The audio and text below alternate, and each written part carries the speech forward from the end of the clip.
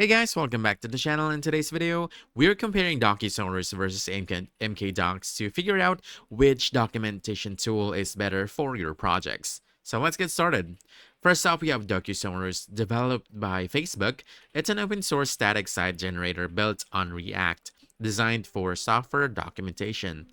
This offers rich customization through themes and plugins, built-in search, versioning, and support for Markdown and MDX. It's perfect for large-scale, complex projects, integrates with platforms like GitHub, Pages, or Vercel, and is free to self-host. The downside, advanced customizations may require React knowledge, which could be a hurdle for beginners. Now, MkDocs, this is a lightweight Python-based static site generator focused on simplicity.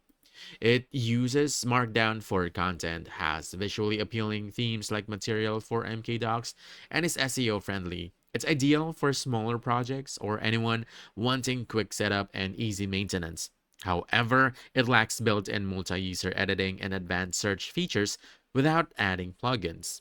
Side by side, I want to say Docusaurus, best for large complex documentation, offers flexibility and plugins, but has a steeper learning curve.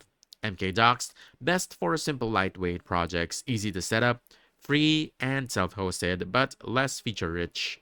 So you want to choose Docusaurus if you need power and scalability, and you want to go with MkDocs if you value simplicity and minimal setup. And that's it. If you found this helpful, don't forget to hit that like button, subscribe for more quick guides, and I'll see you in the next one. Thanks!